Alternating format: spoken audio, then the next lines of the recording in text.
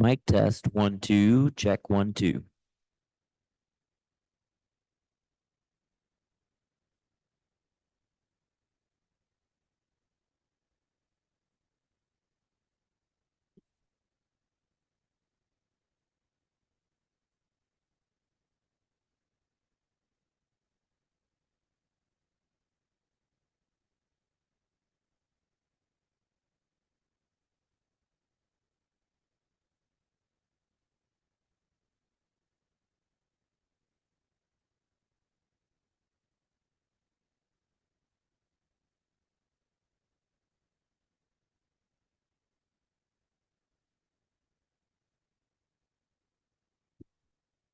Testing, mic 2, testing.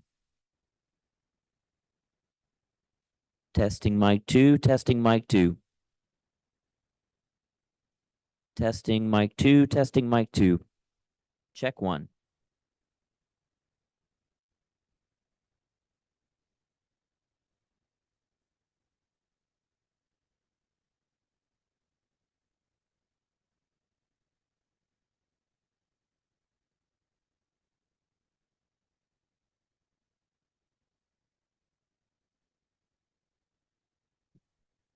Testing mic 3, testing mic 3. Testing. This is yeah. Testing mic 3. This is the chairman's mic. Testing mic 3.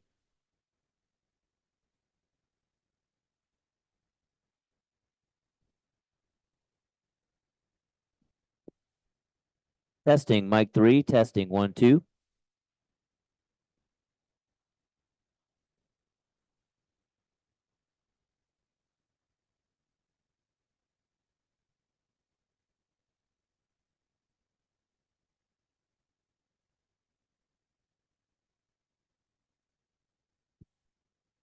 Testing mic 4, testing mic 4.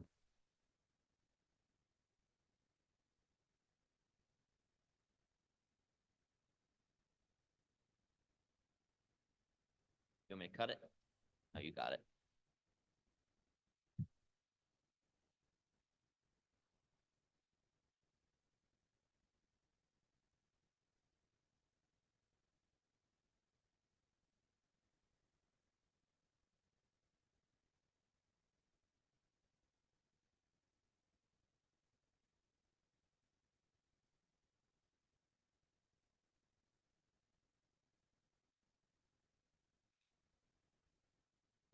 Testing, testing. Good.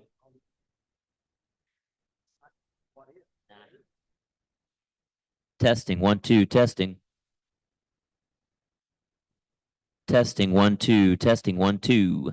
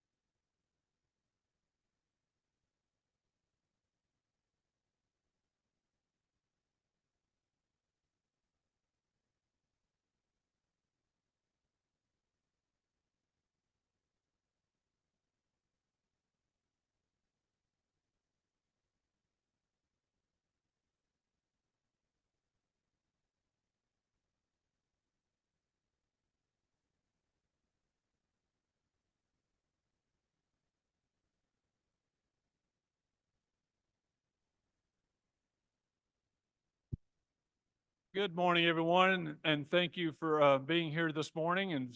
And I just would like to take the opportunity to kind of acknowledge the historical significance of having an official legislative action taking place in this historic halls and of this building and this historic capital of Georgia. And just wanted to thank each and every one of you for being here this morning.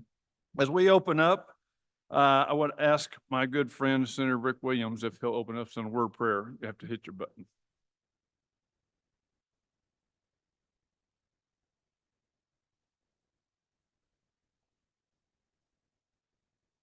Many blessings and opportunities you've given us. Dear Lord, please help us to do the right thing in our legislation. Please lead us, guide us, and direct us. Please bless our men and women in Israel. Bless those people, dear God, and protect them. Please bless our men and women in harm's way and the military services and our men and women in blue as they protect us every day.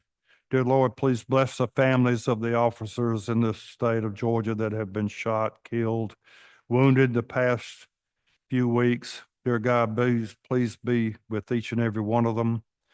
Bless us all. And dear God, thank you again for another wonderful day. In thy name we pray. Amen. And I believe we have Senator McLaren is, Josh McLaren he's the only one that was under the weather and had let us know that he was not going to be here. So he is supposed to be plugging in via electronically. And so we do have a quorum, the three of us make a quorum. So, we will proceed. We're not having action that we're going to be voting on today, but at least we want to make sure that we had the numbers we're supposed to have before we proceed. But I would thank each of you for being here. I've been very pleased with the progress that we've made on this committee and the information that's come to us to take in and gather. And that's pretty much all the study committee is, a gathering process of information so we can be well equipped to, if we pass legislation or make legislation, we're making it on solid ground and based on something that's a true need in Georgia. And so that's why I'm very proud of how far we've come on this committee. We'll just go ahead and get straight to business. And we have, I'll call Derek Lane and Major General Les Carroll, the Mighty Hero Homes. Today we're focusing on housing for our veterans. And so it's an honor to have both of you here this morning, and thank you for being here. And once you get comfortable, just go ahead and begin. I think so. Yeah, I think so. Yep. Perfect.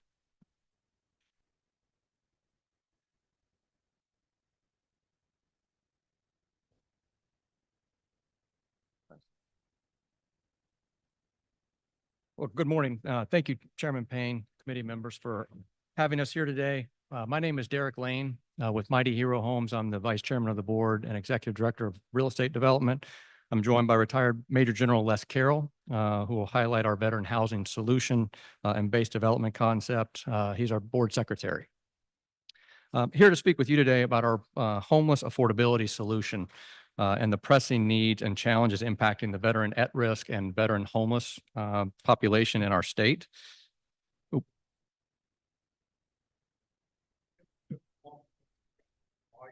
Sure. No?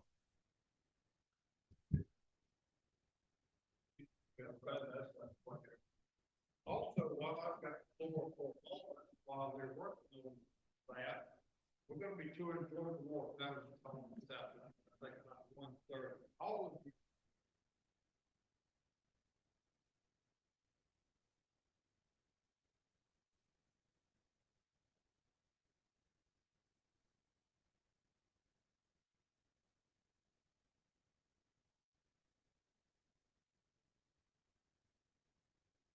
This afternoon, but I want to make sure that all of you are invited to attend.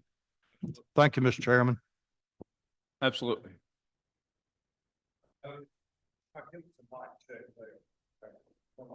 1, 2, That's 3. just Testing. much better. you want me to start over or just start from where I left off? Start over? Okay. Good morning. Thank you, Mr. Chairman Payne, and committee members for having us here today. My name is Derek Lane with Mighty Hero Homes. I'm the Vice Chairman of the Board and Executive Director of Real Estate Development. Joining me is retired Major General Les Carroll, who's our Board Secretary, who will be touching upon our housing solution and base development concept.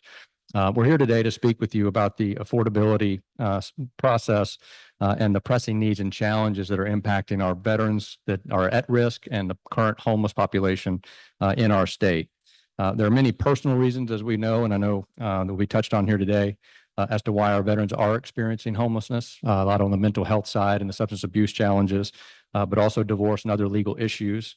But the ever-growing reason as well is the lack of affordability. And as these individuals struggle with keeping food on the table, utilities paid, it also puts a pressing need on them when they're worried about having a roof over their head. Our research has led us to conclude that providing individual small homes outside of the normal multi-unit developments will help our veterans. It'd be also the most cost-effective and prescriptive way to give hope and dignity to our veterans where they can find safety and peace nightly. What a Mighty Hero Homes community will provide is affordable housing where our veterans can be a part of a community of veterans. They can join a church, enroll their kids in school, shop at the consistent places, and have friends or share experience for a lifetime. Sadly, due to increasing rents and rising costs across the state, many of our veterans are being forced to find a new place to live, find new schools for their children, new churches, when their rent is being increased $200-300 a month and they can't keep up with the affordability. This obviously forces them to have to find new community. So under that latter scenario, they're having to be forced to oftentimes many miles away to find the affordability that they need. At Mighty Hero Homes, we believe that our veterans deserve better. And in fact, it's our motto, because they deserve better. Touching on the slides here now, let's see. Slide 4 or 5, I'm sorry, is kind of a nation. Oh, I'm sorry. You guys have the. I can see. Oh, all right. I think I got an extra one if you want to. I have an extra one here. That's in my bag. Here on slide 5, I'll go start at the national. Oh.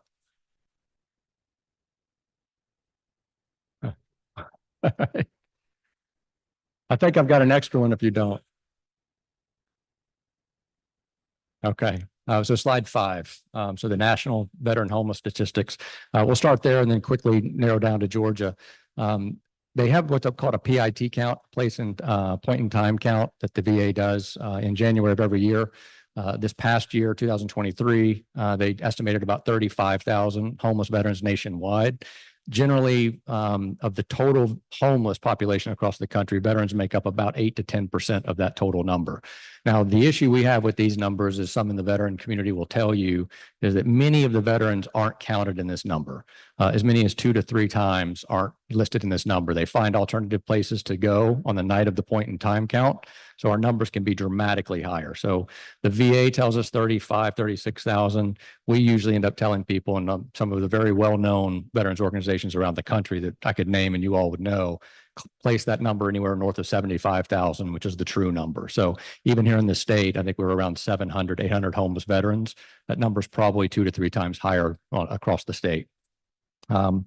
So touching on that on slide 6 is bringing in kind of, again, the staggering numbers on that 2 to 3 times ratio, plus the fastest growing segment of veteran homelessness is the single female population, in particular, the single female parent population. So some of our, we originally were going to do a lot of 324 kind of our efficiency square foot homes. We're now doing a lot of 2-bedroom homes to make it make sense for the either mother or father who's a single parent to have a bedroom for their child. And then on slide 7, I know that talk here about a lot of the mental health and substance abuse issues, which I know is going to be touched on here today, so I won't spend too much time on that. But about 1.4 million veterans are at risk of homelessness. Here in the state, about 40,000 are listed as to be in poverty. And so as you go over to slide 7 and 8, you'll see here that we're end up ranking what we call the continuum of care, the balance of state, which is our rural population, ends up being about 71% of our total unsheltered homeless are in the balance of state. So outside of kind of that 5 and 7 main county around Atlanta community. Georgia places second behind only California in that unsheltered population as a percentage, not as a whole number. And so again, with the county, I don't know if you've got a printout that's color, but you can see where a lot of those rural counties where more than 7% of our veterans make up that veteran population in those counties. And now we'll touch on the affordability program or problem, which is affecting everybody. So it's not just our veterans. Clearly, in the 28 county metro Atlanta area, the average home price sale as of 2023 was $379,000. That's a 55% increase over 2019. So we're seeing a dramatic effect in the rates obviously help push that, but then demand or supply was limited as well. And so you dwindled down to about 2 months of supply for housing. On the next slide, which is slide 12, this slide talks about the cost burdened. So again, those individuals who are not keeping up to pace with the housing prices, whether it be rent or ownership. And just in the 5 county core area, and a lot of these are coming from KB Advisory and ULI Atlanta that came up with these and did an exhaustive study going back to 2018 that about 392,000 households are cost burdened across just that 5 county region. So expand that out and extrapolate that across the state, and you end up with a lot of shortage of housing, especially at the affordability level. Here on slide, was it 13, you see that the main number to pay attention to is that about $270 million per month would be needed to subsidize those 390,000 affordable households. And so what we're trying to do and what we're developing is make those affordable homes exist for the purchase by our veterans that are formerly homeless or at risk of homeless, that can come in and through some amazing Georgia programs that just started about 3 months ago. Our veterans can take part of that in the Georgia Dream Select program and the Peach State Plus Veterans Assistant Program as well, which I'll touch on in just a while. Here you see the new housing availability. And again, this is what's impacting the under 300,000 number there you see. So the stock of housing is being provided for people to purchase under 300,000 was 49% in January of 2017 for the permits being issued. That's down to 12% as of first quarter of 23. So a dramatic decrease in the number of permits.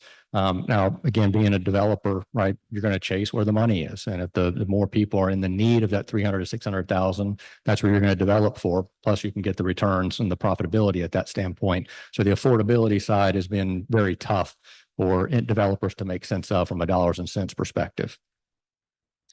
Moving on here, the affordability dynamic. Again, this is showing the difference in rent that's occurred on a monthly basis between what's market rate and affordability. And that's ended up being about $621 now. So more than a double increase from 2009, 2010. So that gap is what's causing so much consternation and, forcing individuals to move further away, but to find affordability. So they're leaving their places of employment, which then transportation costs compounds that affordability concept as well. And then here on the housing cost and attainability, I think it's slide 17. For the for sale affordability, you have a subsidy needed at 30% AMI. This is just to show that for those people just in the 5 county area that earn 30% of the AMI, that we would need to subsidize them a $300,000 additional money for them to be able to purchase a home in that community. And so again, you're seeing especially the 5 county core area being really squeezed out from affordability. And that's forcing them to have to, again, go further away from where their communities are and pretty much start all over again. On the statewide context, I touched on this earlier, the growing gap in the housing and wages. Housing has increased 57% since 2019, whereas wages have only increased about 17%. On slide 18, we'll touch on the median income for Georgia. is about 70, just under 71,400, and our veterans are about 72,000. So keeping with that, this shows that at that 50% and 30% of AMI, which obviously if you were struggling with homelessness is where you're going to be, you see the dramatic population there of those that are struggling with it, and those are in the greatest need, clearly. But even at 100% of AMI, you have a pretty good number there that still struggle with affordability. You have about 50% of households now are considered cost burden because 50% or more of their income is going towards housing. And then the next slide, which again is slide 19. This is really just shows again overall the cost burdened households of 27%, 50% of those being renters, and 19% of those being on household owners as well. On the inventory by price, again, this is where most of your HUD-VASH vouchers are going to have the greatest impact, is in that 1,500 and under range, especially if you're doing a one unit or single bedroom or 2 bedroom. And so that's the world that we play in on our housing. We're trying to build efficiency / 1 bedroom and a 2 bedroom unit for our veterans. And so tapping into that HUD-VASH program is something that our veterans will key in on. The great thing about what HUD and the VA just did recently, starting this year, is they're not counting benefits against that as income. So they're excluding the benefits now as income because it often pushed them above the limit. And so then they couldn't tap into the HUD-VASH program. So many of our HUD-VASH vouchers were not being used. And then I touched on this a little bit earlier, the transportation cost as an additional burden driven by obviously where they're choosing to live. So again, many of our veterans are obviously in rural counties. One thing, and we'll touch on later when Les presents, is having to build in communities that are well outside where the employment centers are or commercial centers. And so if our veterans are obviously gainfully employed and we're in kind of a one-horse town, they end up losing their position. Where do they go for their next job? And so we're trying to, with what we're doing, find those locations in and around, centers, Warner Robins, Macon. We're based in McDonough, Henry County, obviously DeKalb, Atlanta area, but in particular trying to stay in locations where they're somewhat close to a city center, whether we're providing the transportation for them to get back and forth to their jobs, help them with shopping and that type of thing. So, do you have any lights, anybody you could hold up and saying this rural community is doing it well? Not on the veteran housing side, in particular, veteran housing. There is a group in Savannah, I forget, Sunny Isles, I think it is. They're doing a veterans village. They're still in construction, so I don't know if they've got C of O yet to do any, have any move-ins yet. But I spoke with them about a year ago, and they were still battling, the grant process and just getting the funding together. But they could be one that's utilizing. Tunnels, not in the rural, but Tunnels to Towers is doing a concept where they're buying dilapidated hotels or ill-run hotels and then turning those around and creating micro suites as part of their program. And those are great. They call them permanent housing, but they're really transitional housing. And what we've done in our research, again, is the reason why we've gone to a single home concept is one of the biggest triggers to recidivism for mental health and substance abuse is lack of sleep. And so if you're sharing, a floor, a wall, whatever, with an unruly neighbor and you can't sleep, then that can end up triggering that. And so we see that they're very happy, obviously, to have a place to lay their head every night with wraparound services, but they're quickly looking to move out of there just because of the noise. And even though they're in a community of other veterans, it's all the noise and everything that goes in with disruption of sleep.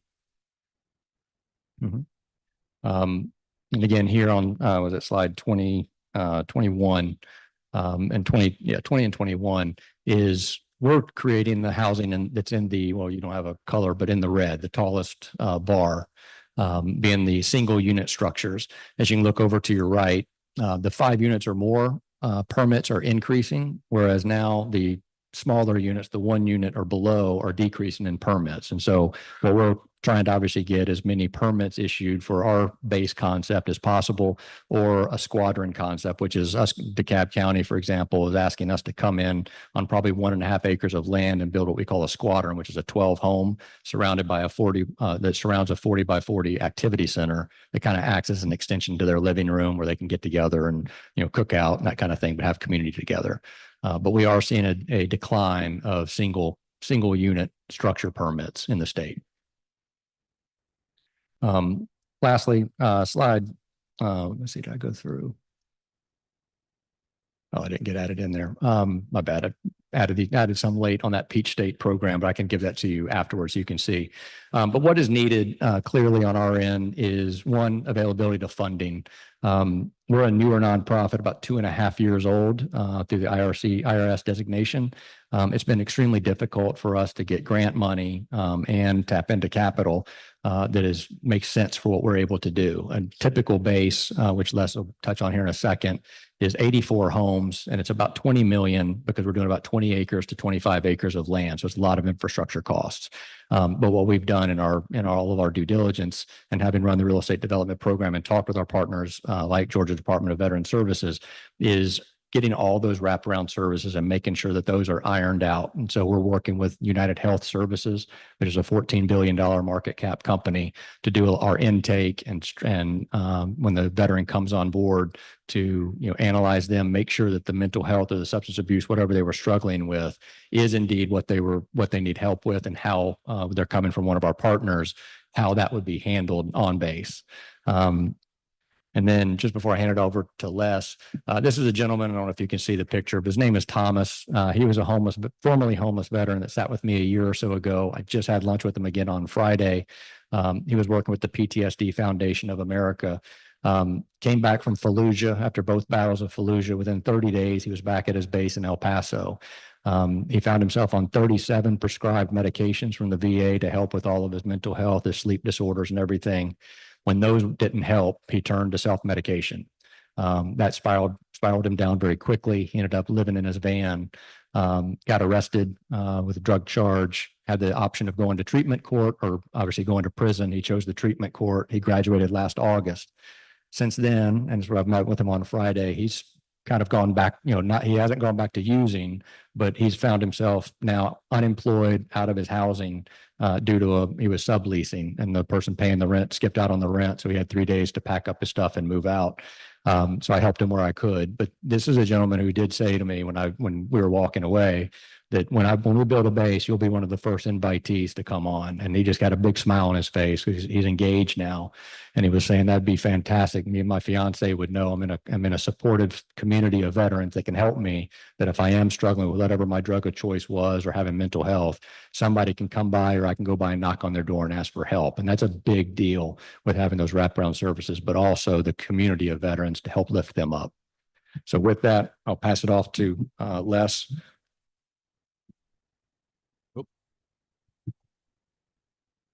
Chairman Payne, Senator Williams, thank you for allowing us to come and talk with you. Those are horrific numbers about how many veterans. They're absurd numbers. Upwards of 70,000 American veterans are homeless, and upwards of 2,000 in our state are homeless. I think that's an absurd problem in our nation, and more absurd than just the numbers is the fact that despite spending billions of dollars over the last 10 years, those numbers haven't changed. Something is missing in our process of trying to house homeless veterans. And so that's what Mighty Hero Homes is all about. We've come up with what we think is a solution to break the recidivism cycle. After a veteran has been through all of their programs, they're put into temporary housing because government can't provide permanent housing. They're put in, and most programs are not permanent housing. And so they get 60 to 90 days, 120 days in temporary housing. And at the end of that, they're put back on the street. Best of luck. And that's why the numbers haven't changed.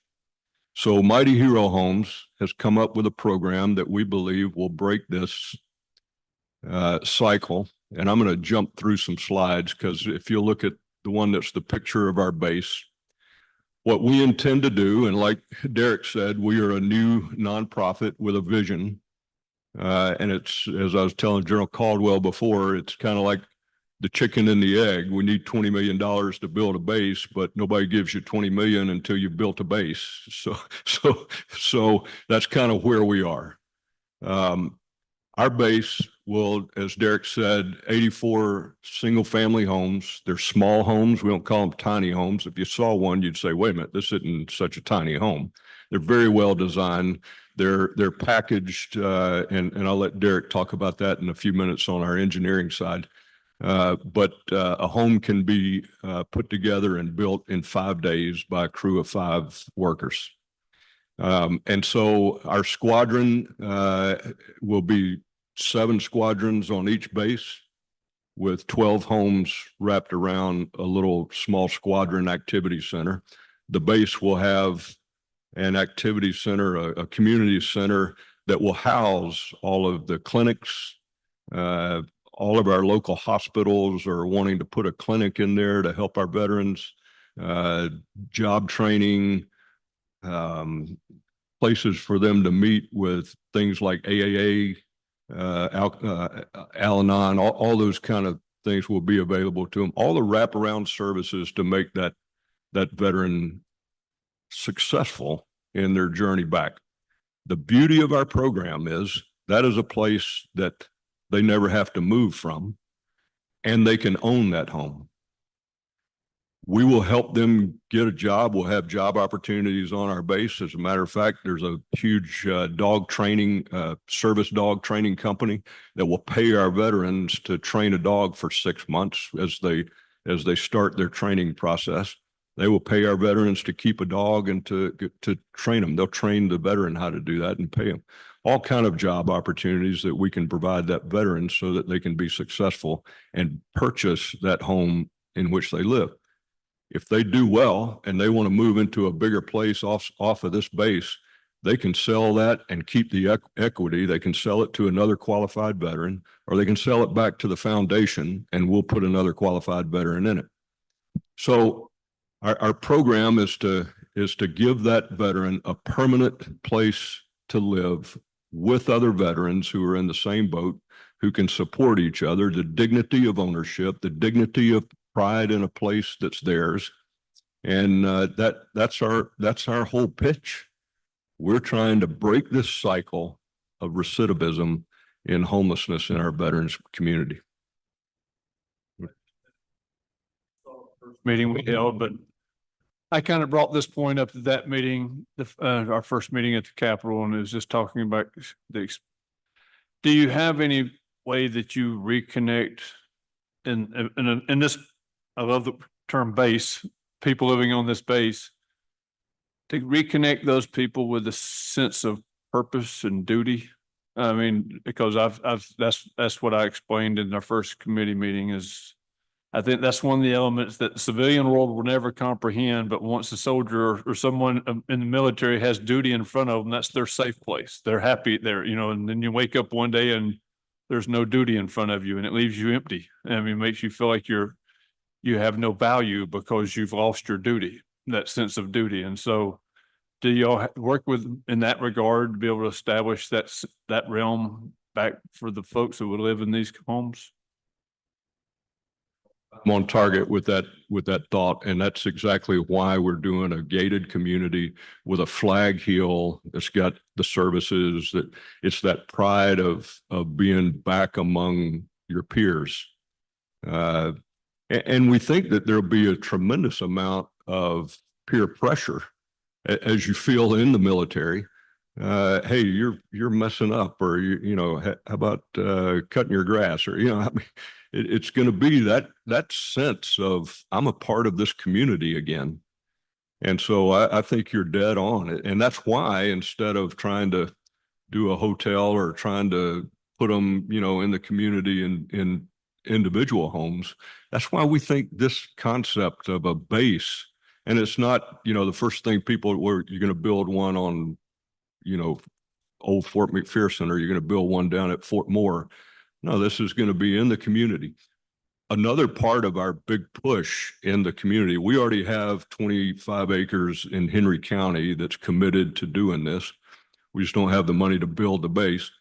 But a big push already has been engaging the community to embrace this, not as some kind of a low income, it's not that. It's these communities, we want them to sponsor the veterans, to invite them to the ball game on Friday night, to invite them to church with them on Sunday morning, and not to financially support them, but to bring them back into the community. And so all of those things together, we think, are the missing link at the end of all of these great programs, fantastic programs to help our veterans. But what's at the end of those programs? And that's where I think our base will make a huge difference, and mainly for the reason that you just mentioned. Sir. And you gentlemen. I know Jim Lindenmeyer up at the Cherokee County Homeless Veteran Program. And so what he's doing is these veterans are coming to him. He's working them through, getting them jobs, finding them cars if they need it, and then sending them back out. And so he's already called us a couple of times. Of course, we don't have a base and a home to provide them, but these people are coming out with purpose, right? So they would be coming to us with jobs. So we're not, that's one distinct factor. We're not going out tonight to find, going to an encampment and finding homeless veterans and then just giving them a home tonight, right? They're waking up this morning to say, I did not sign up for this. This is not what I wanted my life to be. I'm going to go and get the mental health or the substance abuse addiction issues that I have taken care of. I want to turn my life around. As they're going to programs like that, and then when they're graduating from that program, they would be coming to us with a home. And then again, coming on a base with other individuals that lace up the boots just like they did, went through the same type of training and stuff that they did, that they can help with and lean on for support. If I could, thank you. Are you talking about stick building the homes there at your property? Yeah, so we're doing what's called structurally insulated panels. And so our manufacturer's up in Minnesota. So there'll be wall panels, almost like Lincoln logs, when I was a kid putting these together. So they'll come flat packed. We can get 2.5 homes per truck. They'll come in, so there'll be wall panel A connects to B, connects to C.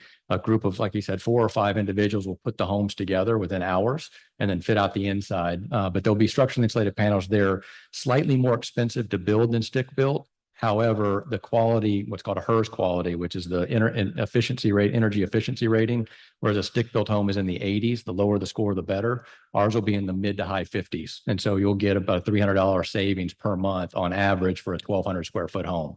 And so since we care about the end user, right, of being able to help them control their expenses, having a very low utility rate is going to be ideal for them in financial literacy and helping them stay ahead. Reason I ask, just last week, myself and a couple of other state representatives toured a facility in Eatonton, Georgia. Legacy Homes that builds 3-bedroom, 2-bath homes, $50,000. And they're on a frame. And they also build mini houses. Right. But it's right here in Georgia.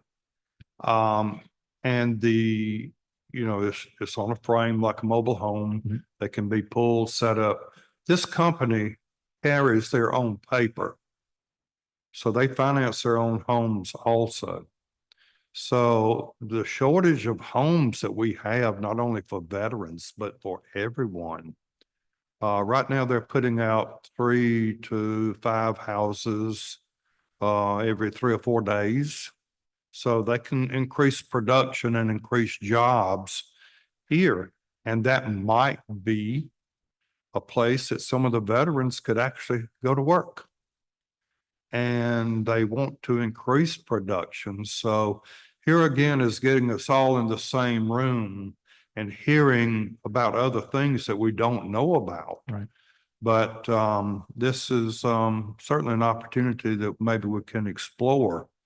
And with the village that you're talking about is just an awesome idea of a veterans village and having them together and work together, live together in their own support groups. That's great. Right. That was Legacy Home.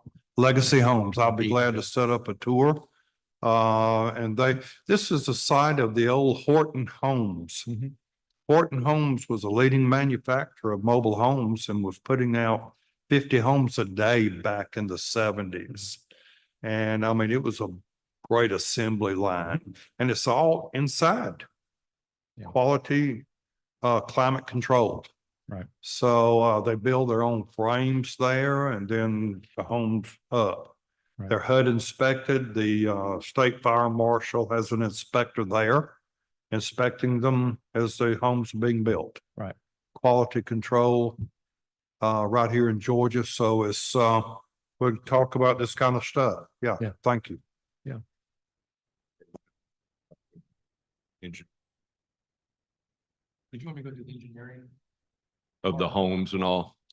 It's there for you to look at. I mean, it's pretty tedious, but to look at all of how we build the home and all that kind of stuff. One thing to your point about how a veteran feels about himself. We're trying to change the narrative by doing it this way. Because no homeless veteran story starts underneath a bridge or on a street corner holding a placard. That's not where his story started. His story started on some parade field with his mom and dad watching proud, wearing the cloth of our nation. That's where his story started. And so we're trying to convince people that there's a better ending to his story. Somewhere along the way, something happened. And so let's help that veteran complete his story back to citizenship, back to pride and dignity that he had on that parade field. And so that's what this base is all about. And everything designed about it is exactly what you said, Mr. Chairman. Give them a sense of that ownership, pride, belonging, and to complete their story a better way than it's going now. So. Last thing I was going to say is a lot of the counties and the municipalities relative to the regulations and restrictions don't allow the square footage of a home under roof that we would be building, right? So if there's a way that we can work with the Lieutenant Governor's office, state legislature to start expanding about how modular is defined as, SIPs manufactured, for example, modular isn't, like what you were talking about, a mobile home, built on a chassis, but since all of ours will be, slab or stem wall foundation, but working with cities and counties and whether it be a state, local regulation of allowing square footages down to a certain amount that allows for these homes to be built without having to go through a lot of variances and requests for permits and that type of thing. So that would be one request that we and a lot of our other, we don't call them competitors, they're all partners. Anyone who's going to house a homeless veteran to us is a partner and not a competitor. So we want to collaborate with any and all across the state. So whether it be meeting with Legacy Homes and figuring out how they're doing it, we're happy to work with them and walk alongside them as well, because our mission is housing our formerly homeless and at risk of homeless veterans. Any other questions?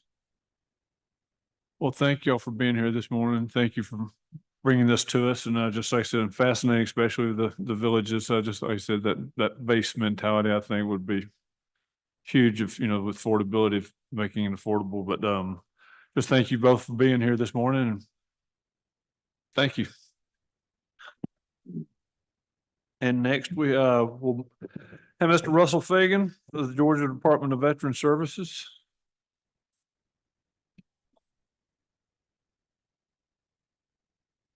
Good morning, sir. How are you doing?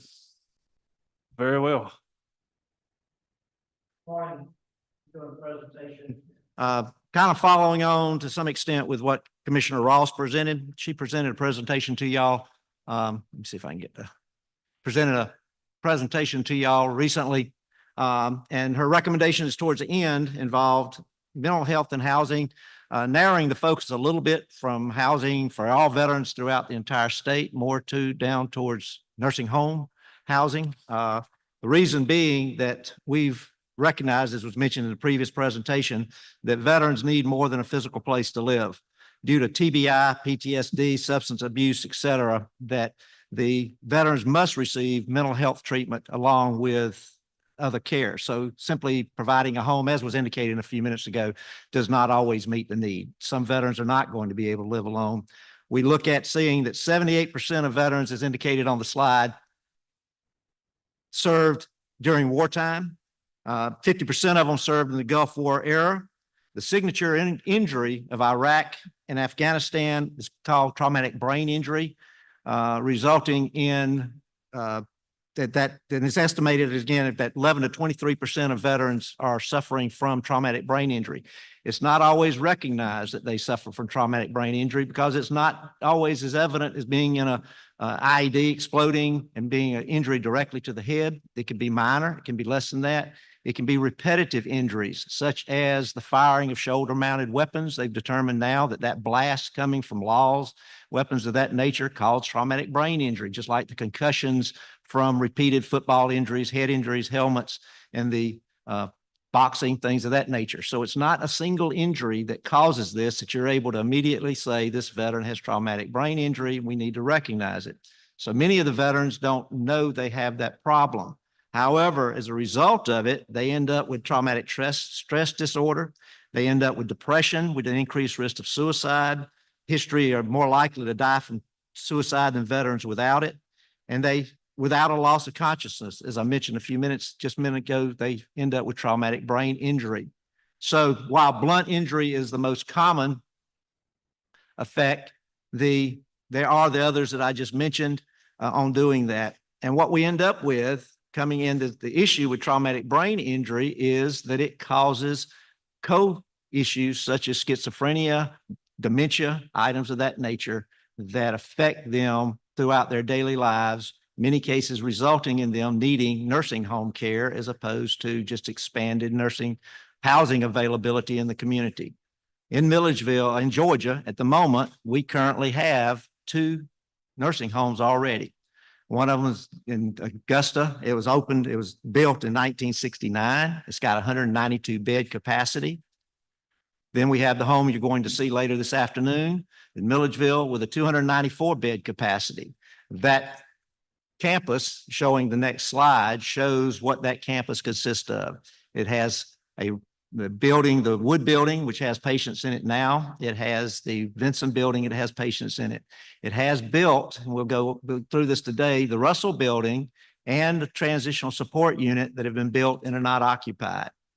The next slide kind of shows an idea of what's surrounding those buildings. These buildings, the emphasis on this is those buildings are not fully occupied at this date. They have available space that we could be housing veterans now with appropriate funding. The issue comes into looking at the slide in 2022. We're just showing the number of admissions, the issues that we had at that time, the comorbidities of mental health and abuse, dementia, that we still were able to see them. Alzheimer's, we were able to admit them. And then some of them medical issues. So the veterans that are there, in there with a variety of issues, it's not limited to, it is not your typical, and I'll use this term, don't mean any way, but not your typical nursing home. Veterans are most nursing homes that we think of typically are there for age. The people simply get older, they are unable to maintain themselves, take care of themselves by themselves, or they're suffering from Alzheimer's or dementia. Our patients in our homes, the veterans' homes and the ones who are applying, suffer from instead issues of mental health, substance abuse, dementia, things of that nature, and the slide that's showing. And the next one is the diagnosis and the behaviors of veterans that we cannot treat in the nursing homes because that we do not have the capacity to do that from a staffing perspective. This shows the things that veterans are suffering from right now: psychiatric, narcotic, substance abuse, PTSD and depression, schizophrenia, alcohol abuse, Alzheimer's with aggressive behavior. Many of these are the result of the traumatic brain injury that I mentioned a few minutes ago. It comes about that when the person has that brain injury, it results in damage to their brain, which impacts on these other areas that we're talking about. And on top of that, you've got PTSD, and then you've got polytrauma involving multiple injuries to the person or multiple amputations. All of these resulting in the veterans needing skilled nursing home care. And them not being able to get that results in them either being homeless or being suicidal or homicidal or end up in jail, things of that nature. unfortunately, the prison systems don't want to admit people with these conditions. They're not going to admit people that have nursing home nursing home requirements. We have discovered that with ours. We had a case of an individual, very severe instance. We tried to get him be taken by the police because that's where he needed to be. They said, no, he's a nursing home. We have no ability to take care of somebody who needs skilled care nursing home to be able to treat them in a prison. So instead, they put him out on the street. We couldn't keep him in the facility, but instead he ended up on the street. So that it's the scenario there of being able to take care of these patients in the facility and being able to provide them the care, or they do end up on the street. We end up with the acute psychosis that's mentioned. These are in 22. You come into, again, issues that surround why we could not admit patients. Top of that, the homes that we have right now, we cannot admit patients who are active alcoholics. We're not able to do that because of staffing, and we don't have the ability to detox somebody. They have to go from there and then come into our facility. So it requires expanded capability in the homes to be able to treat people in that category. We cannot treat people who are under current law, who are under court jurisdiction. So we're not able to admit. Some of these are things that can be changed in the law. They're written in the law and we can see about adjusting them, but they require the appropriate staff to handle, not your normal, again, go back to, because the question sometimes comes up. Yes, Rick. But I have a question. You need to expand your capability to take care of these people. How can we expand your capability to take care of those people? Appropriate funding for us to be able to do that. It requires the funds to be able to bring in the right people, the right staff, it requires more psychiatrists, more psychological support, requires more mental health support, physical support to be able to do that. And that requires additional funding. Where's the breakdown? Is it through appropriations of the state? Is it bidding on operating the Georgia War Veterans Home? Or is Georgia War Veterans Home going to be better off being state run and not bidded out to the lowest bidder to come in and try to operate? I mean, where's the breakdown? Is, to answer your question, is appropriations. It takes appropriations to do that. Now, funding for either home is funded the same way. That's a combination of state appropriated dollars, a fee that the patients pay, and then federal dollars. So the federal government does pay a matching, not a matching, we have to match what they pay, but they pay a amount of money for us. So it's a combination of those factors. Your question about whether it's less expensive to operate it or more effective, the key being when we went to years ago, don't want to take a lot of time, I'll take what time you need, but years ago, the home was state operated. Both Milledgeville and Augusta were state operated. Augusta still is.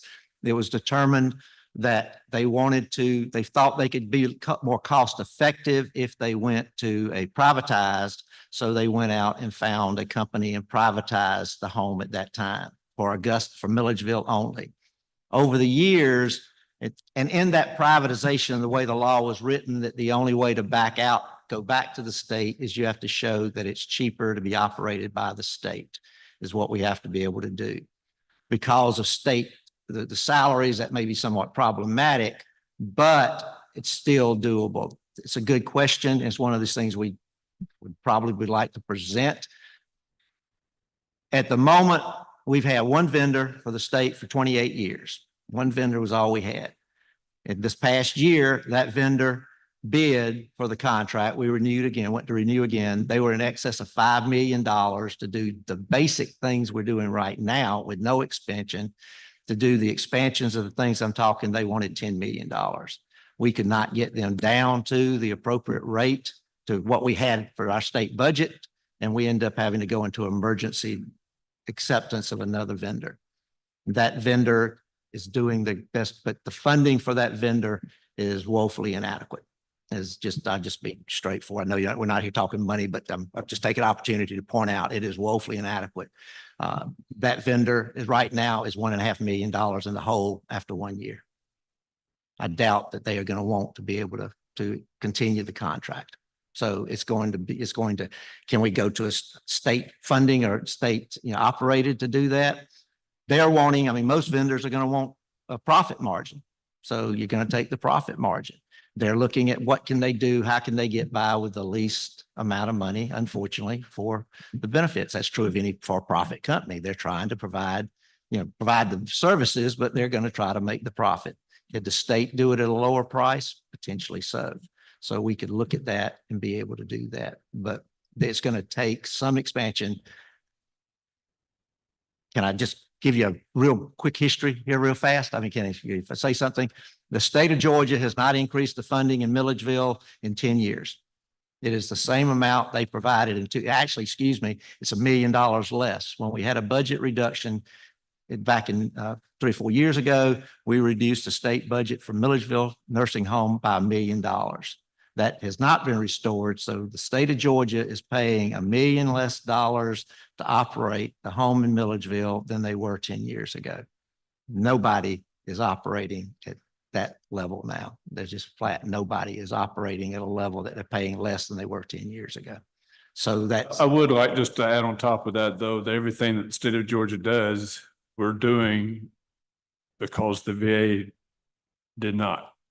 I mean, a lot of the stuff we're doing at the state level, we're having to pick up the ball and carry it because a lot of the promises were made at the federal level have never come to fruition for so many of our soldiers. So Right. Yeah, and I understand. I'm just, like I said, I didn't mean that as a negative comment, but I'm just saying as a flat, your question is, what does it take to do that? It's going to take to expand. It's going to take, now the federal government has increased the fundings that every year. Since then, the federal government has increased their funding for the homes, and they have we've increased the fee payments for them as well. So the dollars have increased on the federal side. We've not done any corresponding increase on the state side. Now for the nursing home in Augusta, they did because they fall under the university system, and therefore all their employees are teachers, are under the teacher program. So they received the salary increases for them during that period of time. So again, just answering your question, what does it take for us to move forward? It would be an increase in funding to be able to do that, to do these things that we're talking about, because it requires increased staffing because again, if you've got a normal nursing home, you might only have to have 1 or 2 CNAs per floor to the nursing assistants and a nurse because you're checking on the patients, you're taking care of them. If you start dealing with the category of veterans we're talking about here with you have to have more people there to assist them. Their injuries require more care than might be necessary, more treatment, wound care, things of that nature, but they require more one-on-one observation than is in a typical nursing home. So that's again, the requirement for that increased staffing for us to be able to do that. Okay. PTSD wing that was built out there. How many beds was in that? There's 69 beds in the Russell building and there's 24 beds in the transitional support unit. Total of 73 beds were built with the intention of using that for a subacute treatment facility. And it's never opened up It's not open. and it has been completed how long? We just finally, this past year, we finally got everything done in there that required for it to be able to be open. There's no excuse for that. Yeah. I mean, not blaming you. There's no excuse. We cannot find the funds to open that up and get treatment for these people. We've got to find a solution. And I kind of skipped through some of the charts I've got because you can see they're dealing with numbers showing the admissions and denials and the reasons for those. And it ties in what you were just saying, Senator Williams, on what we're asking for right now, or what we're presenting, jumping forward kind of towards the end of that. We have 486, we have capacity for 486 veterans in the 2 homes. We currently have 264 beds in use. That leaves 232 beds left that could be allocated today if funding was available. And that includes the subacute therapy program. Now that therapy program was a program that was designed in 2014 to treat veterans who were coming out of theater, coming where they had been receiving acute care from the VA, and there was nothing for them to go to from there. They went from there to the street. They weren't ready, but that's where they went. So the program was established or being developed to provide them interim care to try to return them to further care so they could return to the home. The VA had some similar programs, but theirs were where you get 90 days and you're cured, you can go out. This program was intended to take whatever time the veterans needed. Some of them might be 60 days, some might be 90, might be 120, and then they'd be able to return. And if they needed to come back, they could come back later. So it was not a in and you're out of the system. So that was the intent of the program. To some extent, unfortunately, we have lost that population. We're 10 years beyond that point. And the veterans that would benefit from that, we've moved out of major conflicts. The veterans that would benefit from that immediate care of that nature to be returned to the community, we've lost because they've now developed further cases of PTSD. They've developed, now they may be starting to develop actually mental brain disorders, Lewy body disease, functions of that nature that are impacting on them. So they now are going to potentially require more long-term care, still need it, still need that intense care that's beyond that of simple aging, but the population may not be there to return them like we had originally planned, but the need is there to be able to, we don't know what next year, we don't know what's going to take place next year. There could be another conflict. We don't know. So we need, again, your point, Senator Williams, we really need that ability. We need to be able to treat the patients that are there, the ones we know on the street. We're turning them down. We get 8 to 10 phone calls a day where people are asking for care, and can we admit them? And the answer is no, we can't. Because of our funding limitation, we're limited to number of veterans we can admit totally into the facility. And then we can't admit ones with this level of disability or this level of need, because that does require an increased magnitude of psychiatric support, psychological support. And today y'all will meet some of the people that are dealing with the veterans that we've got now, providing care for them now when y'all come to visit us this afternoon, which we're so grateful that y'all are going to be able to come visit us. But that is where again, what can we do right now? You know, what can we do by the end of the next legislative session of the funding? We can implement that. We don't have to build another building. We've got it there. Everything's there. We'll show you. Now, I'm going to throw in here at the same time, what do we need for a state level? We need increased capacity in the state from nursing homes throughout the state. We have Milledgeville, we have Augusta, but the population, there's studies shown that there's major population areas in South Georgia and in North Georgia that would benefit from, again, a nursing home. People are not going to want to travel 200, 300, 400 miles to come to a nursing home. They're going to end up being either in their local area, or they're not going to be seen until there's nobody to care for them. And then they become homeless because there's nobody to care for them. So again, this is the other area that we mentioned. Those are going to take longer. We understand, but that is a future need. That's a need now. The VA has already recognized Georgia they would support Georgia up to 2,000 people, 2,000 beds from a funding perspective. And we're way below that level. So that again is another area of housing that's going to be needed in those areas. Could we talk about your funding formula? How are you funded? Let's go through that. Do you accept any Medicare or Medicaid? We do not. The basic, we do not accept Medicare or Medicaid.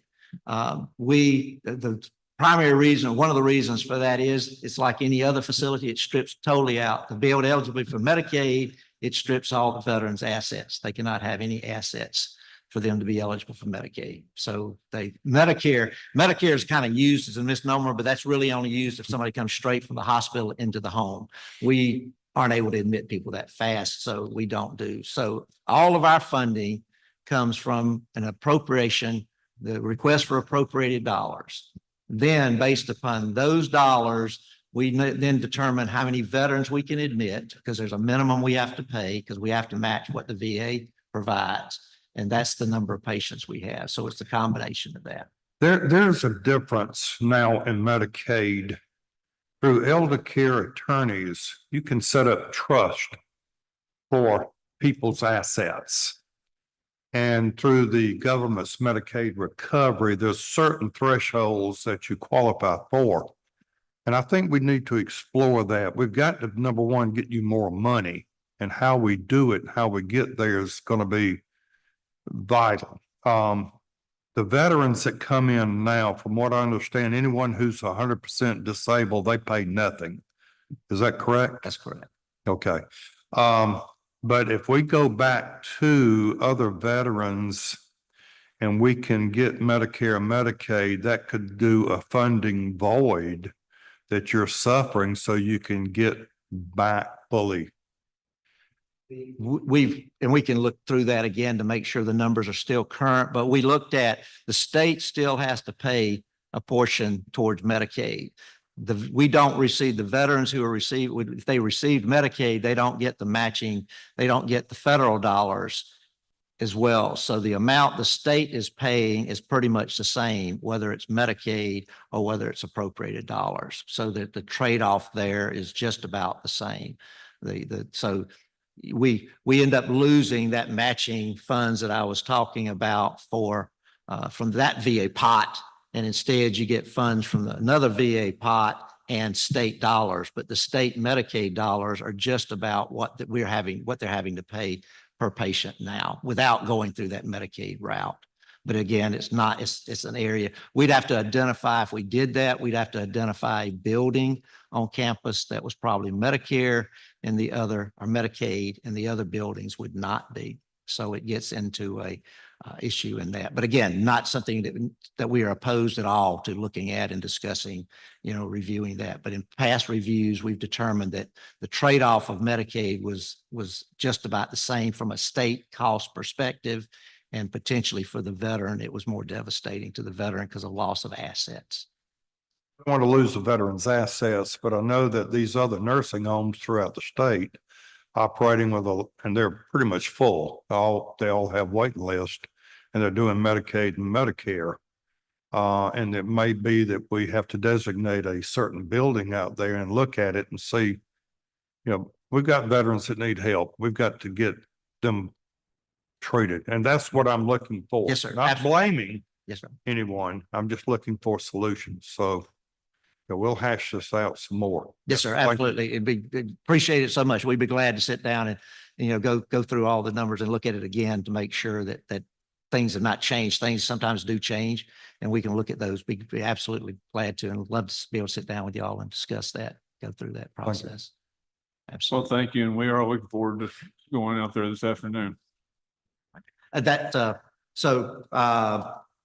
think that's everything that I had to get kind of bounced around on my topic, but that's the whole purpose of me providing you the information and you being able to, take any other questions that you might have, anything. Well, thank you. And like I said, I'm looking forward to the tour this afternoon right. and seeing what, I've been waiting for that for a while, because to me, that just blows my mind when you say we have the facility built and the beds to provide services to our veterans, but they're not open. Yes, So, sir. We'd love to have you. And again, we can walk and talk and answer any other questions that you might have at that time as well. So I look forward to seeing you there. And I think I gave you it's right there in front of the Pete Wheeler building. When you come out, if you have GPS, if you put in 104, make sure I give you the right one. Veterans. I just looked at it just a minute ago to make sure I give you the right one. You've been out there before, Senator Williams, so you probably know, but if you're using your GPS, it's Veterans Memorial Drive, 104 Veterans Memorial Drive. That will put you right in front of the Pete Wheeler building. That's the building that I showed on that slide, that one for the Georgia War Veterans Home. And I'll meet you out front. We'll just have you park around the circle. And again, anybody that wants to go, we'd love to have y'all, and we'll show the entire facility. Thank you, sir. Thank you. Thank you. And next, we'll have Cindy Morley and Austin Hackney of Home Builders Association of Georgia. Yes, but before we do that, yeah, I think everybody's been traveling this morning. So if you want to go in and set your paper, we're going to take about a 5-minute recess and then we'll come back and call back to order.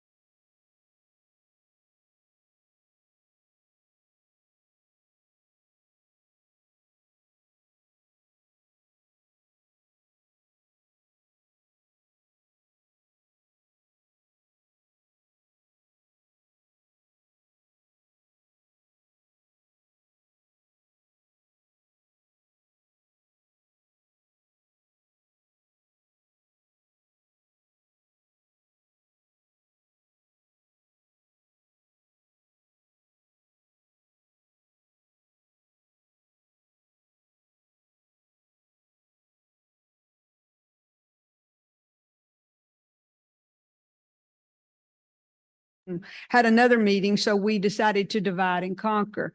As the voice of the residential construction across Georgia, we always welcome the opportunity to speak about housing and what we have recognized as a housing affordability crisis across the state. And I appreciate Derek teeing it up for me about housing and affordability. We seem to be in the perfect storm right now, not only in Georgia, but across the nation when it comes to housing. We're facing high interest rates, historic inflation rates, and a shortage of available housing, including and especially our housing for veterans. Georgia has always been a veteran-friendly state, and most recent numbers from the Census Bureau shows that Georgia has the 7th highest veteran population in the country. 2022 statistics show that 7.3% of the adult civilian population in Georgia are considered veterans.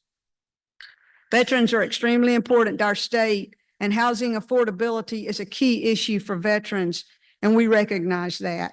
You can be assured that the Home Builders Association of Georgia is an advocate for home ownership, and we are in this with you.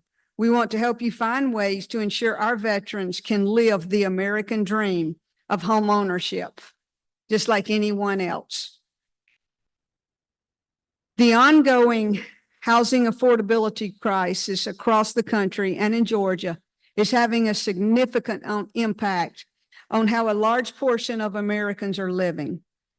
They're having to budget, plan for their futures, and as home builders, the best way we can help you find ways to ensure housing for our veterans is to address housing affordability.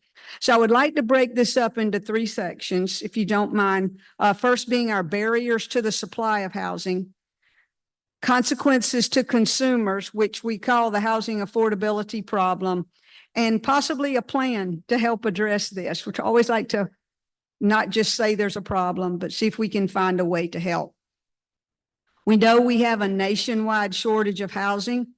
Home prices and rent have both increased. 26% for housing and 47% for rent since 2020. So let's look at some of the barriers to housing. And of course, facing a supply shortage is our biggest barrier. In Metro Atlanta, we currently have a 3 to 4 month supply of housing. 6 months is kind of what you aim for. We're halfway there. Please note, it has taken since the pandemic started to get back to 3 to 4 months supply. Nationally, a Zillow report shows there are 8 million missing households, and that is people who are living with non-residents. We only have 3.5 million housing units available across the country for rent or sale. That leaves a gap of over 4.5 million who cannot find a home. So let's look at the number of building permits pulled in Georgia over the last few years. In 2023, there were 44,000 building permits pulled. That compares with 47,000 in 2022, 47,000 again in 2020, but in 2021, there were 53,000. Of course, we were right in COVID and people were looking for places to live. So when we talk about barriers, we like to break it down into the 5 L's. And this came out of a study committee that Representative Vance Smith held several years ago. So the first would be land. When we look at our barriers, land prices have continued to increase across Georgia, and these all have an impact on the cost of housing. In Gwinnett County, for example, they had the largest lot transaction numbers in Georgia, 1,568. But the average price of a finished retail lot was $98,620. That is before you even start building the home. That's the finished lot. Houston County had 1,040 lot transactions. Their average price was lower at $53,000. But in Cobb County, there were 688 lot transactions, but the average lot price was $148,000. As we say, that's before you ever begin to build the house. We also look at lumber. We all know we experienced a historic jump in lumber prices during COVID. And while we have seen some framing prices moderate since they peaked in April of 2021, we continue to have rising costs with other supplies.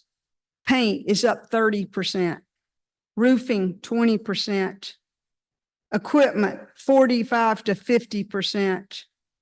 Hiring a new employee, the cost is up 50%.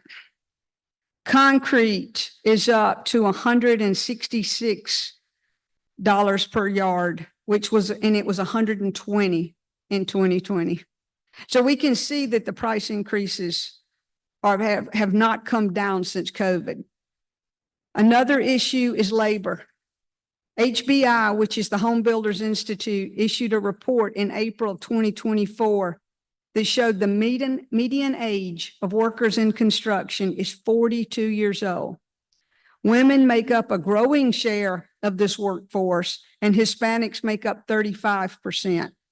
The construction field attracts 6.5% of all employed veterans. Nationwide, the biggest shortages for skilled trades is identified as carpenters, followed by bricklayers and framing crews. The wage for those in construction is slightly on the rise, and Georgia is among those states offering slightly higher hourly earnings. In fact, Georgia is one of 7 states who has had a double-digit increase, which has helped with the workforce. But the average wage growth for residential building workers is $32 for an hourly wage, and that's up from $29 last year. Another of the L's is lending, which we have no control over. It's got to do with the high interest rate. Bank South Mortgage reported that in October of 2023, a 30-year mortgage hit 7.8%. That is down slightly to 6.5%, but still puts housing out of a range for a lot of people. We also have, when we look at, when we look at laws, this is something that we hope maybe we can work on. But minimum requirement for zonings, lot sizes, permitting timelines and approvals, and exterior design mandates, such as brick versus siding, do have an increase on the cost of housing. Recently, the Brick Industry Association contracted with R.S. Means to do a study of the cost of housing with brick versus other exteriors. The report said for a 2-story, 2,700 square foot house, the total construction costs were from an average $330,000. This is a 2-story, 2,700 square foot house for brick veneer, up to $403,000 for stone veneer. And this compares with $313,000 for a house with siding. That's an additional cost of $19,000 for brick veneer and an additional $89,000 for stone veneer. A report by the Georgia Public Policy Foundation states that design standards account for 27% of the additional cost of housing. In Georgia, the national average is 23%. With those statistics in mind, which you do have a copy because I know it's a lot of numbers, but I'd like to talk to you about the consequences. And that's where we come into the affordability issue. Nationwide, 2023 estimates indicate that a $1,000 increase in the median new home price would price 140,436 households out of a market of buying a new home. As a benchmark, 96.5 million households are not able to afford a new median priced home right now. In Georgia, the median new home price is $383,000. July statistics show that this has dropped a little to $360,000. The income needed to qualify for a median priced home is $115,000. There are 4,155,220 households in Georgia. But households unable to afford the median price is 2.9 million. A few more facts. The average home price in Atlanta is $540,000, which is a record high. July 2024 prices were up 65% from July of 2019. And as of July 31st, home ownership rate for those under 35 was at the lowest it has ever been in 4 years. As I told you, the typical starter home nationwide is $196,000. That's nationwide. In Georgia, it's closer to $280,000 for a starter home. The typical mortgage is $1,900, which is up 3.4% for last year and 111% from pre-pandemic numbers. So I would like to offer solutions. NAHB, which is the National Home Builders Association, has come up with a 10-point housing plan to help remove barriers that we feel like could slow down the rate increase and help these people like our veterans who need housing. This also impacts our first responders. It impacts our teachers. We know that. The first would be to eliminate excessive regulations. We would also promote careers in the skilled trades, fix building material supply chains to ease cost, pass federal tax legislation to expand the production of affordable and attainable housing, overturn inefficient local zoning rules, alleviate permitting roadblocks, adopt reasonable and cost-effective codes, reduce local impact fees and other upfront taxes that are associated with housing construction, make it easier for developers to finance new housing, and update employment policies which would promote flexibility and opportunity. So I would like to close with this. Your state senators, and I know that we all have a difficult balancing act when it comes to home rule and local control. As home builders, we understand there is a sensitivity toward home rule. We respect home rule and local control. However, we do believe that we all have to come to grips with this balance so that we can work together and address this issue of affordability. We understand the role of local governments, state governments, and we are looking for a way that respects both sides, but also works towards solution in addressing the housing crisis in Georgia. Again, I would like to thank you for allowing me to speak on behalf of the housing industry. We look forward to working with your committee and all Georgia lawmakers to see how we can address the affordability crisis in Georgia. Presentation and a lot of information there, and I'll make sure I dive into it and study it. Well, one of the questions I had is, have you all looked at any of the comparisons between, say, what we're experiencing now in, say, 2008, 2009, when we had the housing bubble, and I mean, my concern, are we making some of the same mistakes over again that led to the collapse last time? I think it was a different situation, and I will ask Jeff from the Georgia Realtors to join me on that question. It was a different situation. A lot of that was the interest rates and markets, but Jeff. Sure. Happy to speak to this issue, and Introduce yourself, your name. oh, I'm sorry. Jeff Ledford, and I'm with the Georgia Realtors. And I was not with the Georgia Realtors during that crisis, but I was the real estate commissioner for Georgia at the time. So I know the issue just, intimately.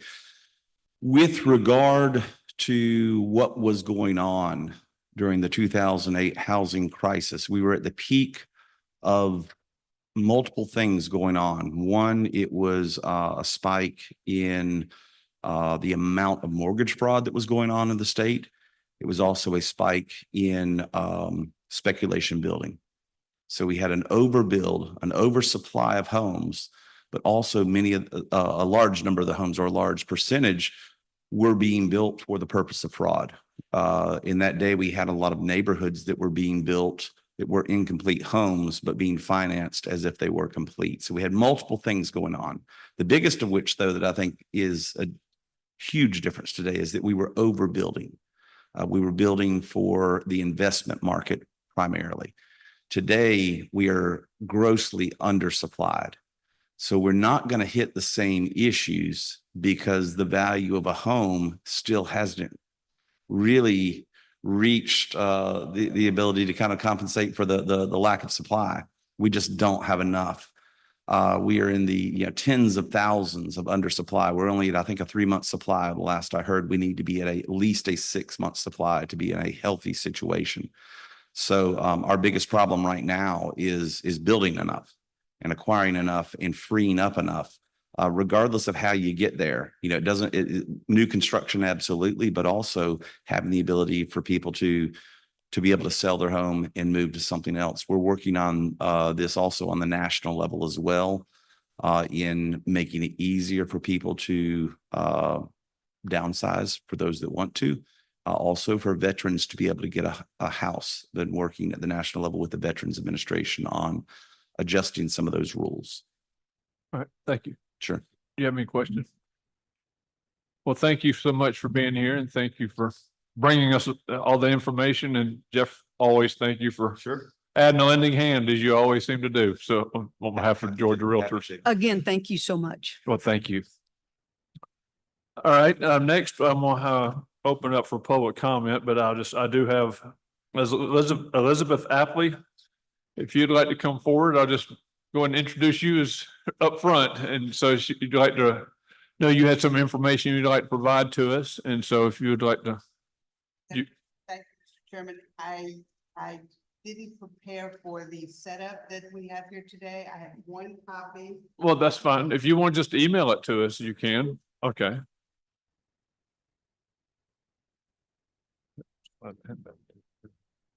She'll All email me. that work on making it beautiful, you know. Go ahead. Thank you, Mr. Chairman, members of the committee. My name is Elizabeth Apley. I'm an attorney and public policy advocate. And I'm here today representing Presbyterians for Better Georgia, the Georgia Supportive Housing Association, Georgia Advancing Communities Together, Enterprise Community Partners, House ATL, 9 to 5 Georgia. And while I don't represent them, there are many other groups that we work with who are advocating on housing and homelessness issues every day. We thank this committee. We thank the Lieutenant Governor for your interest in raising up this issue. You've received tremendous data in the 3 meetings, and I hope to add to that and to focus on recommendations for solutions, a number of which you've heard over the course of these hearings. So we have heard today, and we've heard throughout, that Georgia veterans are facing a housing crisis. Homelessness is increasing in Georgia and nationwide, and unsheltered homelessness is particularly increasing in Georgia very rapidly.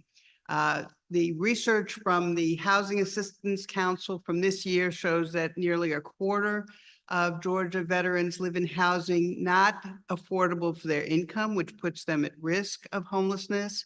And more than 40,000 Georgia veterans are living in poverty.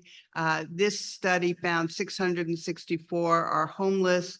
The numbers vary, and the gentleman's testimony about the undercount, not only in Georgia, but nationally, is probably quite valid, not only for veterans, but for other homeless populations.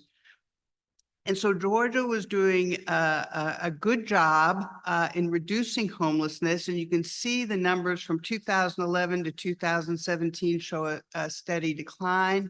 But since then, we've had over a 78% increase in the rate of homelessness, 13% increase just last year. And we know that unsheltered homelessness is on the rise. So the percentage of homeless people who are unsheltered is greater now. It's greater than it was last year. And you've heard the data on this intersection of homelessness, mental illness, substance use disorder. One estimate, and this was in the report of the state auditor that was done in 2024, I'm going to refer to it later, said that 32% of the homeless population have co-occurring mental illness and or substance use disorder. And you've heard testimony today that it puts it closer to 50% or higher. I wouldn't argue with that. We know that nationally, 10.6% of all homeless people are veterans. And one study found that if you served in the military, you're at twice the risk of ending up homeless. Okay. Thank you. Is this okay? I'm reluctant to be this close. So this is from the Georgia Department of Community Affairs. You can see this decline in homelessness from over 11,000 in 2011 to 3,700 in 2017. And then every year since then, an increase. So in 2023, SB 62 passed, and one of the provisions in SB 62 was to require that the state auditor do an analysis of all of the funding being spent on homelessness, federal, state, and local across the state. And it's an excellent report. I'll provide you with a link and with copies if you'd like. Among the important data in that report were two key recommendations that the auditor highlighted: that the General Assembly could consider establishing a council responsible for statewide coordination of homelessness and requiring that council, if it's created, to use HMIS. This is a Homeless Management Information System, to conduct a statewide analysis to inform that work. And so specifically, the 2024 state audit found that significant federal funds are awarded and spent on homeless programs in Georgia, and that they're being spent in accordance with federal requirements, but that state funds reflect only a small portion of total spending. And I'm going to talk about what that spending looks like in a moment. The third point, and this is the one that the auditor highlighted, is that while Georgia is receiving and spending federal funds for homelessness in accordance with those federal requirements, there is no overarching strategy for Georgia to implement a plan to prevent and ameliorate homelessness. And the auditor points out that other states, in fact, most states, have created such a council. And so what such a council would do would be multifaceted. It would develop strategic plans and policies to prevent and ameliorate homelessness. It would provide for collaboration, not only among the key state agencies, but local agencies. It would collect data. It would use that data to inform and to recommend solutions. This chart shows that most states do have such a council, including our neighbors here in the Southeast, Florida, Virginia, North Carolina, Tennessee, Louisiana, Texas, Mississippi, all of our friends, and that this is something the auditor suggested we look into doing. In fact, Senator Kim Jackson, Senator Cardin Summers, Senator Randy Robertson proposed legislation last year, which came out of committee. SB 498 proposed the creation of just such a council. Regrettably, it wasn't reached on the final day of the session on the Senate floor, but we hope and anticipate that this legislation will be returned, and we would love to have the support of this committee if you are so interested. So as you've heard throughout, more state funding is needed to address homeless veterans in Georgia. We're not adequately funding housing or homelessness. We lag the rest of the country in per capita expenditures for housing, and we are paying the cost of failing to provide those services. And when you talk about homeless veterans with mental health and substance use disorders, you're paying a very high price. Not only are we failing in our civic, our human, our moral obligation to these individuals, but we are housing them, quote unquote, in the most expensive and least effective way possible, because they're in our jails, they're in our prisons, they're in our emergency rooms, they're in our hospitals, but they don't have the housing that they need in order to leave homelessness and to return to their communities in health. I point out, because we're all talking about the need for funding, that there is still $472 million in the federal ARPA, state and local fiscal recovery funds, which can be used for what they call the negative economic impact of COVID. It has to be obligated by the end of this calendar year, but it can be spent at any time through the end of 2026. So that's money that OPB and the governor's office is controlling. They have spent some money for homelessness out of the initial allocations, but $472 million is a lot of money that we could access.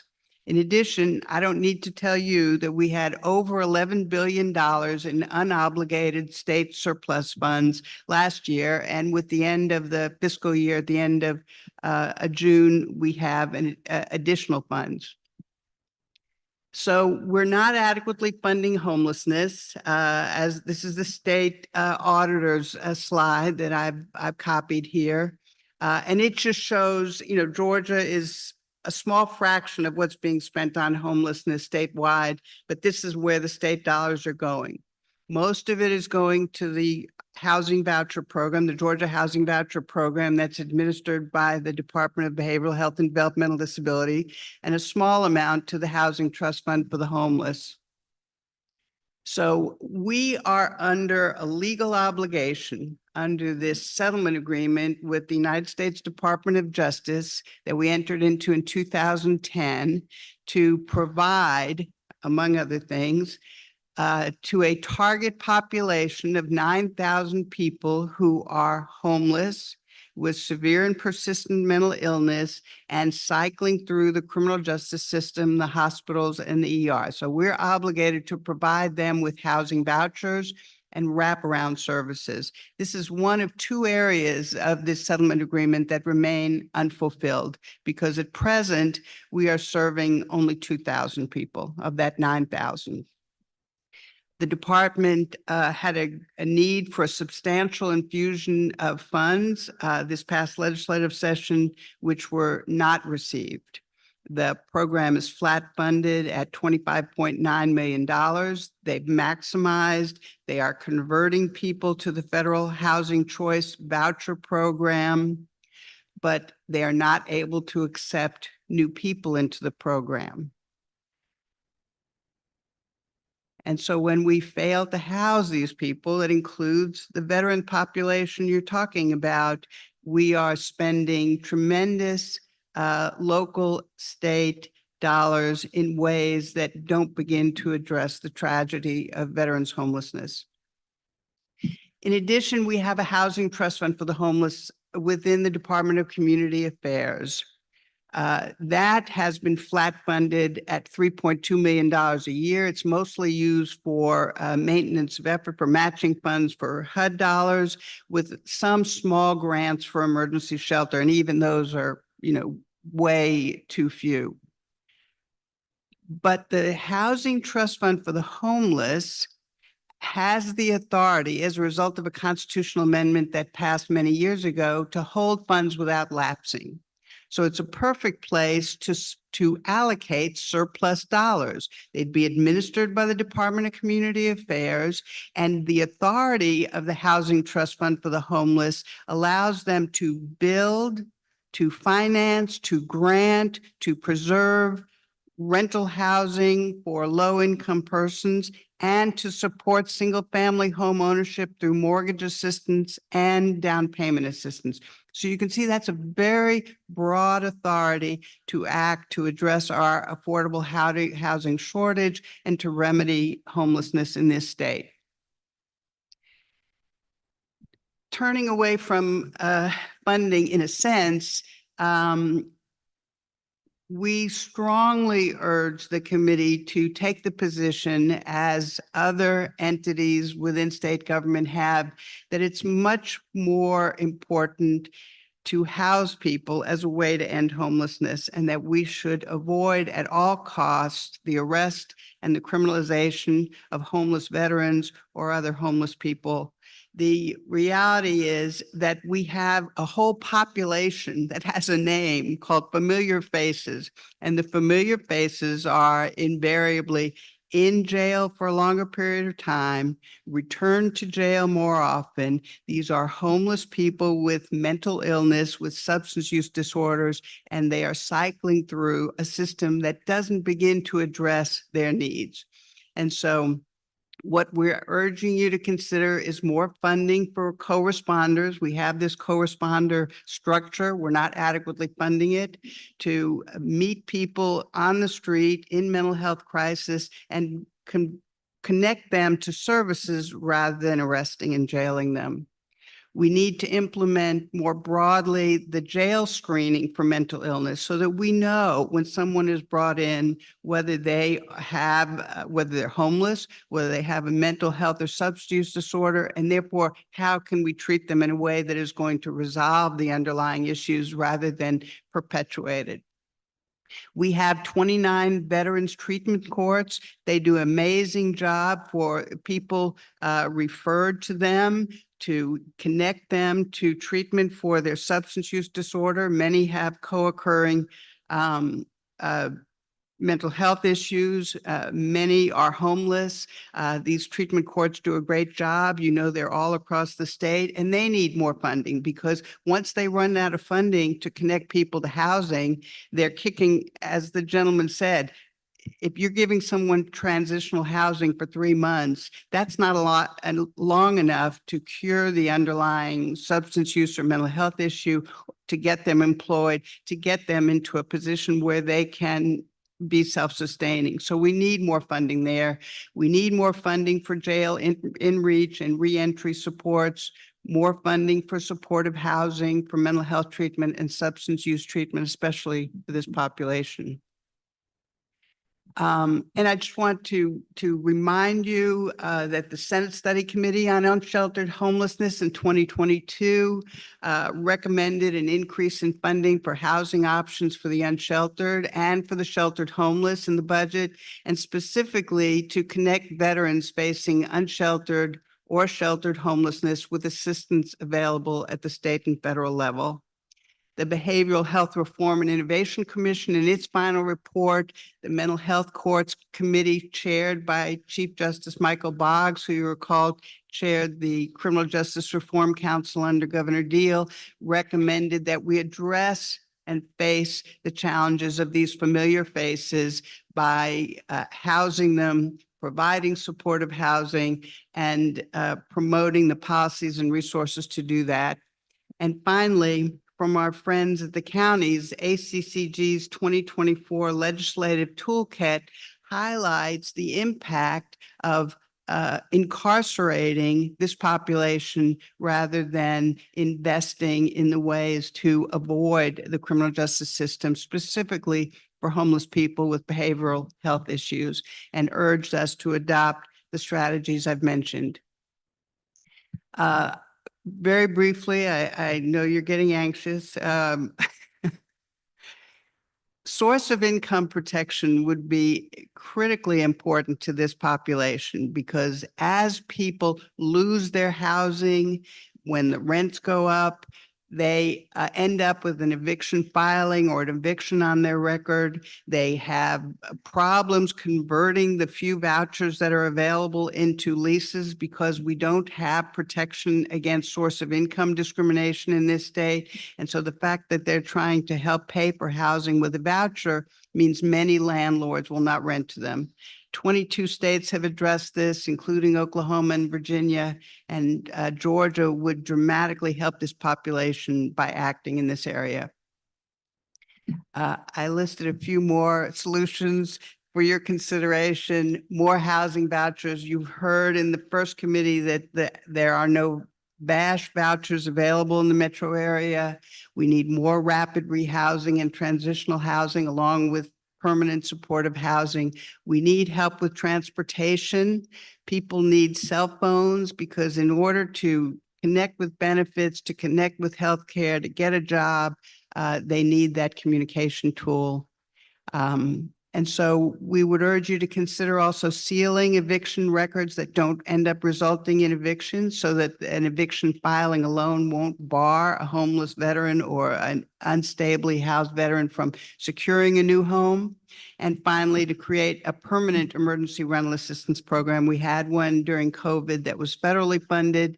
The Department of Community Affairs is piloting for 2 years. We're now entering the second year of a permanent emergency rental assistance program tied to legal assistance in order to help keep people safely and stably housed. And I think you heard even from our Veterans Affairs Office that this kind of assistance is critically needed. So I just summarized here. I won't repeat myself. I thank you for your time and attention, for your hard work on this issue. If I can be a resource to you today or in the future, of course, I'd be happy to do that. Well, thank you for the information you brought for us today and the information. We'll go through all this as we go through our trying to develop a summary for this committee and our study committee over the summer. And I appreciate, do you have any questions? All right. Well, thank you so much for Thank being you. here. Thank you. Thank you, sir. Were there any other remarks or anyone would like to speak? Yes, ma'am.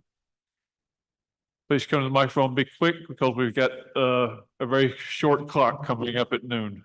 Yes, I see that. You're- Hi, my name is Andrea Giese-Sweat and I work at the Atlanta VA Medical Center. And I did not prepare a presentation like Ms. Apley. I agree with most of what she said. I just was not expecting a public comment period, so I did send a couple of messages quickly to a couple of contacts, asking for any other additional input. And just to reemphasize a couple of the things, one of which is the lack of VASH vouchers, the lack of vouchers period in the state of Georgia. So for example, having the Mighty Hero Homes development is going to be amazing. But I think that there are a lot of the veterans who are experiencing homelessness who will not be able to afford even that kind of housing without a voucher and without having those vouchers available. The other piece being the really great need for emergency shelter. That's a big piece in helping some of the veterans who are most in need of housing, because the veterans who have been chronically homeless on the street for 20, 30 years, which we encounter regularly, often if they're on the streets, it's that much harder to work with them to get into housing. Their belongings get stolen, they lose their documents, they can't get to appointments and those sorts of things. And so emergency shelter is a big piece. Now, I know that there's probably a question about why that should be funded by the state as opposed to the federal government. And as far as that goes, one of the pieces that a colleague of mine mentioned is that that Georgia should be taking care of its reserves and National Guard force. And in particular, to note that the VA generally is, because of federal congressional regulations, is not able to provide services to that population, but they do make up a substantial portion of the homeless population. I have about 1 million other things I could say, but I'm going to let it go. Thank you. All right, is there any other questions? All right, we have a treat that, to close out our meeting today. They have the cadet prayer. It goes us out and just be honored to have those Georgia Military College and Academy to come forward and close us out in a good word.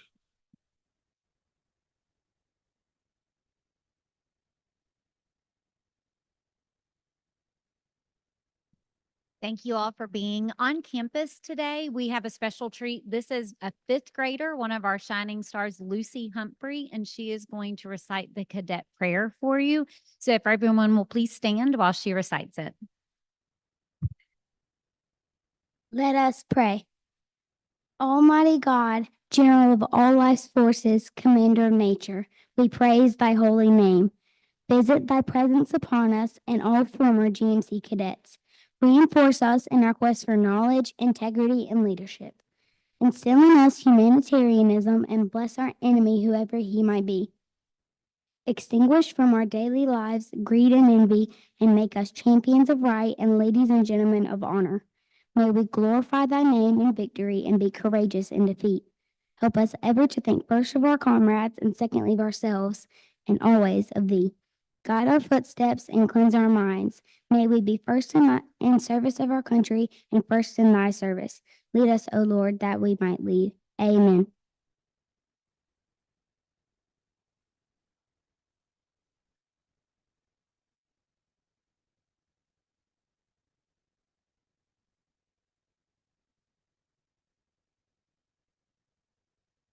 Capitol, we're actually going to go do a tour today of hopefully some mental health facilities and that we would like to see firsthand.